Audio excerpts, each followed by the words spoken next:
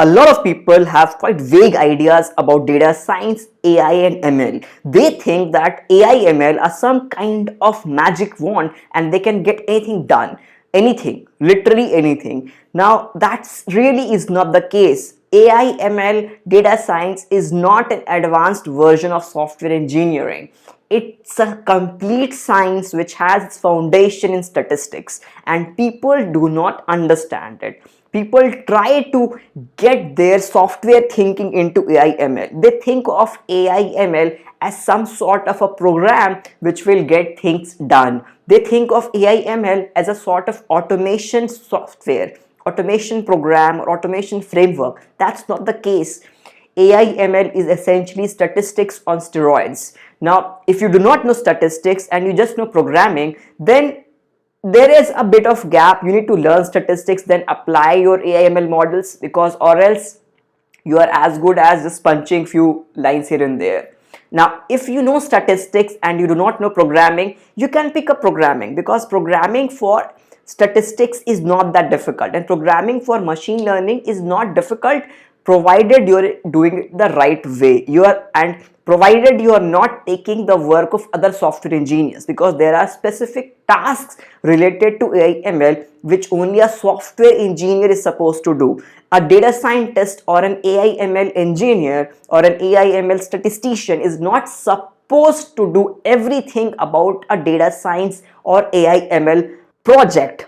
When you think about data science, AI or ML, very soon a lot of tasks would get automated, because there's a trend of getting programs made to select the best model. Now, when you are making programs to select the best model, you can call it, let's say, auto AI, auto ML, then probably those programs are not doing it statistically. They are doing it from the standpoint of model performance. Now, this is how people also do their statistical modeling, through the lens of the software engineer. They fit various kinds of models and just pick up the model which is giving them good performance. But I feel that this is a task which can be automated very easily, and in the coming 5 to 10 years you will see that a lot of AI ML tasks are automated. But then also you would need statisticians, because statisticians will be helpful in understanding what exactly is inside those AI ML models, what kind of data is getting inside those AI ML models. Because if you do not control the data which comes in the AI ML model, then probably you are putting in garbage and taking out garbage. I mean, bad input, bad output. So essentially you do not need to do that. Why you need to study statistics is to understand what kind of data gives you the scope for which kind of modeling. Now, a lot of people have so many misconceptions about time series modeling. When you talk to them about time series modeling, they think that yes, I can model stock prices using time series and predict stock market price. Now, obviously, they do not understand the complexity of this exercise. Any kind of time series is, in my opinion, has a very less predictive power if you are not using it the right way, because it's not your simple regression which is kind of innocuous. Even if you do not get a good fit, you will know why you're not getting a good fit, because it has a bit of explainability built into it.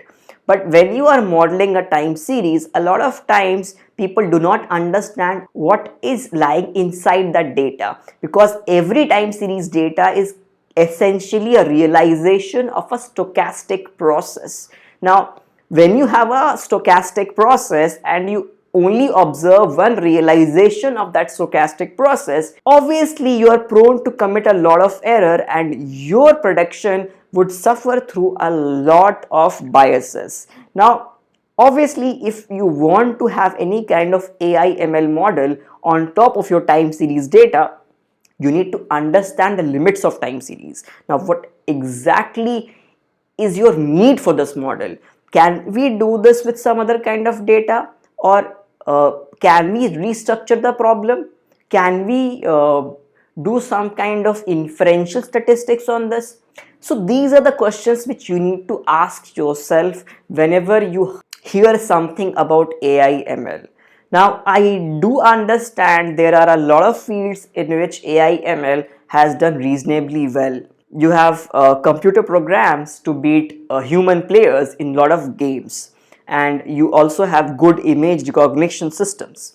But still, a lot of neural networks, a lot of AI ML models are really black boxes. And when you're dealing with black box models, which you cannot explain to a lot of people, there is a kind of line of fracture, and those fracture lines would soon get exposed. So just learning Python and R doesn't make you a data scientist. Just knowing how to code doesn't make you a data scientist. But yes, if you only know statistics, you actually have everything in place to become data scientist. But all you need is the help of few software engineers. So net what I'm trying to tell you is that just thinking of AI ML as some kind of a program or some kind of an algorithm is not really the truth. The truth is there is statistics behind AI ML which you need to study. If you do not study the statistics behind AI ML, a lot of your tasks will soon get automated, and then you will feel that I jumped into this field because I found that this field would be a hot field. This field will provide a lucrative career, but that would be far from truth if you do not know that what areas of your AI ML job cannot be automated. And obviously the statistical part, the part where you need to analyze the data with in-depth statistics, where you have to do a bit of algebra, you have to get your hands dirty with maths, there you have to be original. No computer can automate that job and snatch it away from you. So you have to build your skill in that way. Or in other way, let's say you are so exceptional software engineer that you know how to write good AI ML models such that it has very less usage of space and it runs very fast. So these are the only two areas of data science which is kind of not fungible. Either you're a very good statistician or you're a very good programmer. Now anything in between is really soon to be automated. So don't jump into this field believing that this will be a lucrative career option. Either you are a good statistician or a very exceptional programmer. Now the barrier for statistics is not that high, but the barrier for programming is higher, because these days a lot of people know how to code, but you do not need to be like a lot of people. You have to be exceptional in that. So this is how I look at the current scenario of AI ML hype.